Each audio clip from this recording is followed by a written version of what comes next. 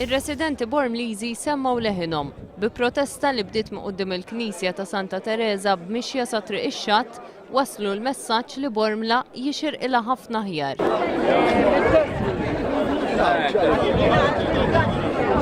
Is-Sindku ta' Bormla Joe Sherry qal li fil-proġett tal-Baċir numru 1 il-poplu ilu jiġi modi biż-żmien u li s-sitwazzjoni hija inaċċettabbli.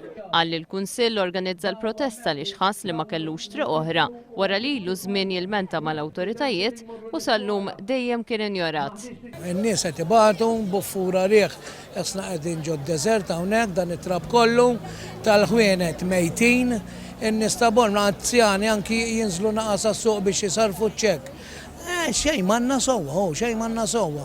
U dan imbagħad il-weġa li dan kellu jkun lest sa' April li għadda. Issa ngħidu li sa Lulju li ġej. Imma veru?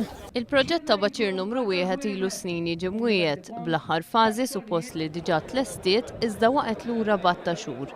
Is-sit inbidel f'post perikolus li fih seħħew ta' inċidenti wieħed minnhom anke fatali. Fost dawk li attendew għall-protesta kien hemm Pier Gallia, iben l-anzjana li tilfet ħajjita wara li waqgħet minn fuq bankina maqluha f'Bormla. Ngħaddim minn hawn għalija waġa kbira ta' kuljum ġifieri, ġib l-memorji ġifieri li sa dakinhar jien wassal tal-ommi u wassal tal-Poliklinik kollox kif kien baqa. Anzi, jibdew xi ħaġa, jerġgħu jifqu mbagħad ibidlu s-sit u reġgħu weqfin ġifieri kollox daħmiġ kollu hawnhekk. Tkellimna wkoll ma' Benny Bondin, sit ta' ristorant li ilu aktar minn sena magħluq minħabba d-dewmien f'dan il-proġett. Jien ma nistax niftaħ għan-nies għandi drejn tal-sikkiet kollha għadhom maqluwajn, labkom biex jagħmluli fejn għamlu ċirindi tal-gass biex forsi għalmenu nerġa' niftaħ biex nerġa' nibda naqla lejxin tal-familja tiegħi. L-awtoritajiet fejnhom għalfejn qed jagħmluna l-sara kollha. Għajnuna ta' xejn, għalfejn dan. Kisruna moralment u fiżikament. Jixirqilna dan. Ir-residenti tkellmu ma' One News dwar l-inkonvenjenza li ta' kuljum qed jiffaċċjaw. Bħala residenti mimlijin namus, mimlijin trap għax jiena noqgħod kważi mal-Baċir. All right? U rridu naraw proġett mhux nilħqu multu qabel isir.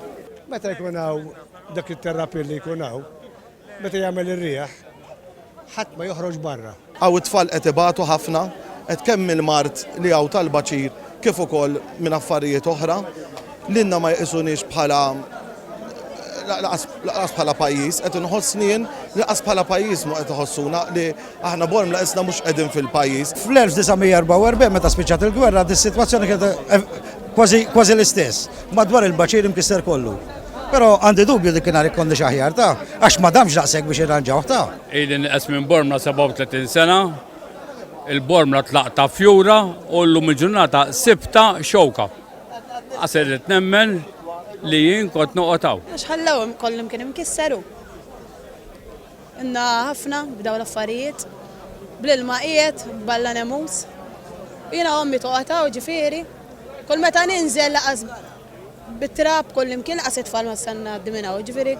Minkejja li għal din il-protesta l-Kunsill Lokali stieden li d-deputati miż-żewġ naħat tal-Kamra fosthom lil Stephen Spiteri fisem il-Partit Nazzjonalista attendew biss id-deputati tal-Partit Laburista. Sa dan it-tant aktar kmieni qabel ma bdiet il-protesta li għalija attendew biħġarhom ir-residenti Bormliżi kif ukoll dawk tal-Kottonera, il-mezzi tax-xandir tieħdu dawra mal-lokalità ta' Bormla biex jaraw il-problemi li ta' kuljum jaffaċċjaw ir-residenti. Fosthom bankini u toroq li jaqgħu taħt ir-responsabilità ta' Transport Malta u li l-elementi dwarhom il-Kunsill Lokali waqgħu fuq widnejn torox.